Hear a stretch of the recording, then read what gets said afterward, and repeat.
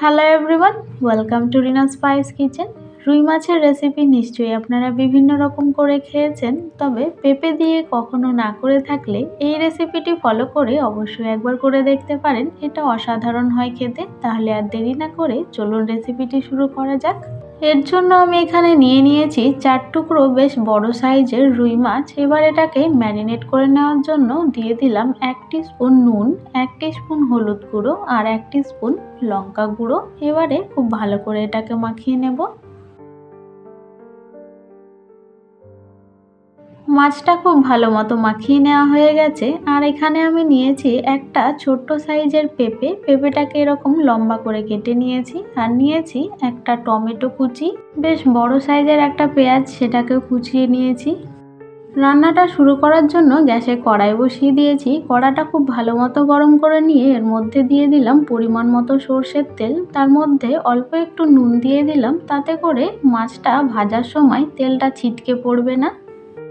তেলটা খুব ভালো মতো গরম হয়ে গেলে মাছগুলো আমি দিয়ে দেব এবং দুই সাইড খুব ভালো মতো কড়া করে বা লাল লাল করে ভেজে নিতে হবে।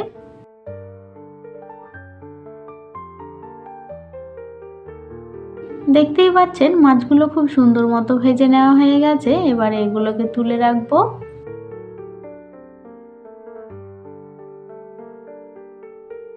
বাকি যে তেলটা রইলো তাতেই পেঁপেগুলোকে দিয়ে পেঁপেটাকেও খুব ভালো মতো লাল লাল করে ভেজে নিতে হবে। আর একটু কালারের জন্য এর মধ্যে দিয়ে দিলাম 1 টিস্পুন হলুদ গুঁড়ো।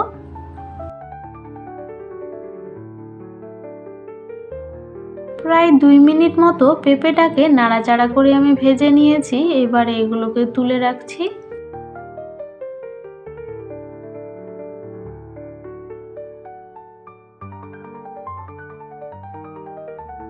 তেলটা একদম কমে এসছে, এর জন্য আরও একটু সর্ষের তেল এখানে অ্যাড করে দিলাম। তারপরে ফোড়ন দিয়ে দিচ্ছি কালো জিরে, এরই সঙ্গে অ্যাড করে দেবো কুচানো পেঁয়াজ।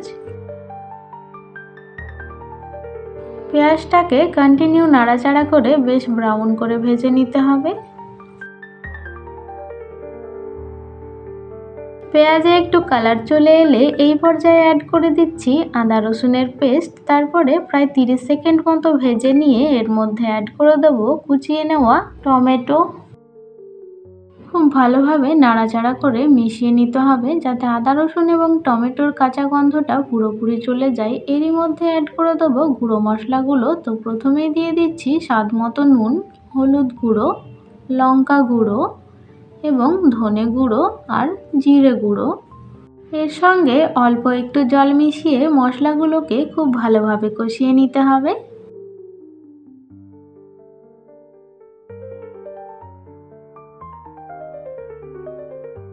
টমেটোটা যাতে খুব ভালো মতো গলে যায় এর জন্য ঢেকে কষিয়ে নেব প্রায় 1 মিনিটের জন্য।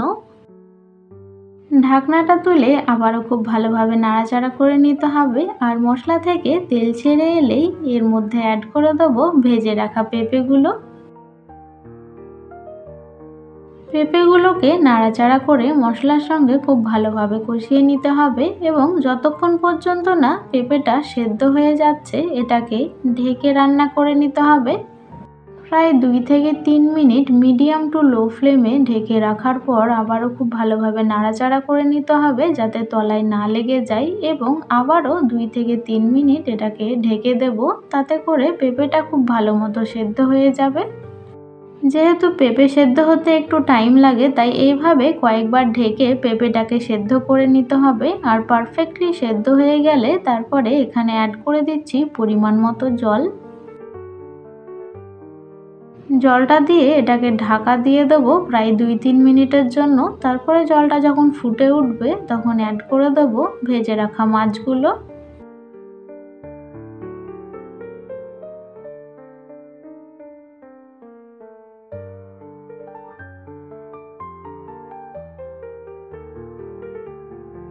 সমস্ত মাছগুলোকে ঝোলের মধ্যে দেওয়া হয়ে গেল। এবারে খুন্তি দিয়ে মাছগুলোকে ঝোলের মধ্যে ডুবিয়ে দিচ্ছি।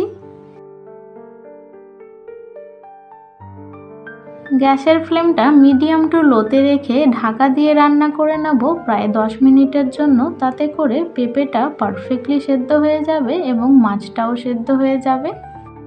প্রায় 10 মিনিট পর ঢাকনাটা খুলে নিলাম। এবারে পেঁপেটা সেদ্ধ হয়েছে কিনা সেইটা চেক করে নেব।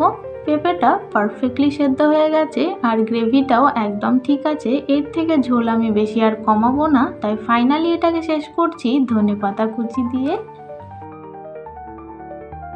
এই পর্যায়ে গ্যাসটাকে বন্ধ করে দিয়ে আমি মাছটাকে সার্ভ করে নেব।